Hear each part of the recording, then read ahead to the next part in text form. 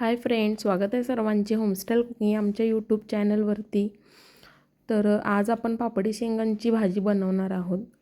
तर माझ्या आजीनं पापडी शेंगांच्या काही बिया दिल्या होत्या आणि ती आमच्या गार्डनमध्ये मी लावल्या होत्या। तर त्याच्यापासून इतक्या छान शेंगा त्या वेलीला लागलेल्या आहेत आणि थोडंसं गार्डनिंगचं जो काही म्हणजे गार्डनिंगची खूप आवड आहे मला। तर इथं बघू शकताय तुम्ही, म्हणजे आपण लावलेल्या झाडांच्या वेलीच्या ज्या शेंगा आहेत त्याची भाजी करणं खूप मस्त लागतं आणि अशा ताज्या ताज्या शेंगांची भाजी खायला खूप छान लागते।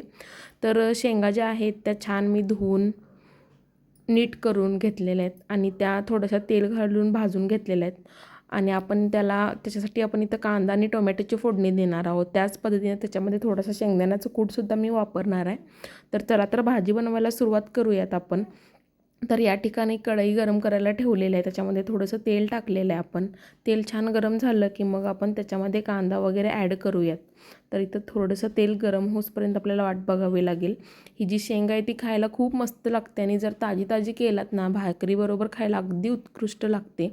तर इथं तेल छान गरम झालेलं आहे आपलं। तर आता याच्यामध्ये आपण कांदा ॲड करूयात आणि व्यवस्थित असा तो कांदा फ्राय करून घेऊयात। कांदा थोडासा लालसर झाला की मग आपण त्याच्यामध्ये टोमॅटो ॲड करणार आहोत। तर या ठिकाणी कांदा छान असा परतला गेलेला आहे, बघू शकताय तुम्ही। आता आपण याच्यामध्ये टोमॅटो ॲड करूयात। टोमॅटोसुद्धा छान आपला परतला जावा म्हणून आपण याच्यामध्ये मीठ टाकणार आहोत। म्हणजे कांदा आणि मीठ टाकल्यानंतर टोमॅटो पटकन विरघळतो, तर यासाठी आपण या ठिकाणी मीठ ॲड करणार आहोत। आता इथं बघू शकताय तुम्ही, चवीनुसार थोडंसं मीठ टाकायले मी आणि मग परत आपण याच्यामध्ये थोडंसं मिक्स करून घेऊयात व्यवस्थित आणि मग आपण याच्यामध्ये थोडीशी हळदपूड टाकतोय आणि अगदी सिंपल भाजी आहे। त्याच्यामध्ये काय जास्त आपण मसाल्यांचा वगैरे वापर केलेला नाही आहे, अगदी सिंपल भाजी आहे। तर यानंतर आपला घरचा जो काही कांदा लसूण मसाला असतो तो आपण या ठिकाणी ॲड करतो आहे आणि सर्व जे काही साहित्य आहे ते व्यवस्थित असं मिक्स करून घेणार आहे। आणि यानंतर आपण याच्यामध्ये जो काही शेंगदाण्याचा कूट जो जाडसर इथं कुटून घेतलेला आहे मी, खूप जास्त त्याची पूड करायची नाही आपल्याला, थोडंसं जाडसरच कुटायचा आहे तो। आणि मग आपण हे जे सर्व साहित्य आहे ते व्यवस्थित असं मिक्स करून घेऊयात आणि मग आपण याच्यामध्ये जे काही शेंग आहेत जी भाजून घेतलेली आहे आपण थोडंसं तेल टाकून, ती यामध्ये ॲड करतो आहे आपण आणि व्यवस्थित असं मिक्स करून घेतो आहे। म्हणजे ताजी जी भाजी असते ना त्याचा कलरसुद्धा खूप छान असतो आणि त्याचबरोबर त्याची टेस्टसुद्धा वेगळीच लागते काहीतरी। आणि त्यात ती घरगुती म्हणजे आपण घरी लावलेल्या वेलीपासून मिळणाऱ्या ह्या शेंगा आहेत, तर याची जी काही खाण्याची जी काही उत्सुकता आहे ती खूप जास्त आहे। कलर बघू शकताय तुम्ही किती उत्कृष्ट दिसतोय आणि खायलासुद्धा मस्त लागते ही भाजी। बघू शकताय तुम्ही।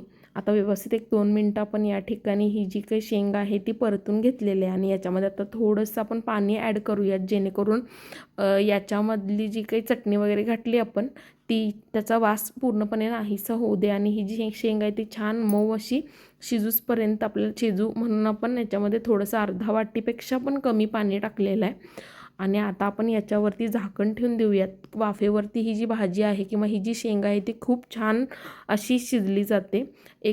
पाणी आटूसपर्यंत म्हणजे 5 मिनटं आपल्याला ठेवायचं आहे आणि त्यानंतरनं बघू शकताय तुम्ही पाणी पूर्णपणे व्यवस्थित असं आटलेलं आहे आणि भाजी जी आहे ती मस्त अशी रेडी आहे।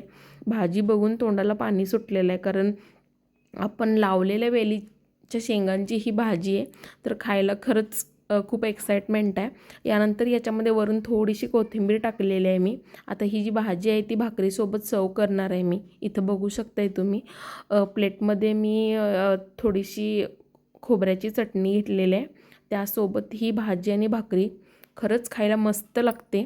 तुम्हीसुद्धा नक्की ट्राय करून बघा। आवडली तर कमेंट करून कळवा रेसिपी आणि व्हिडिओ शेवटपर्यंत बघा हा जो आहे तो।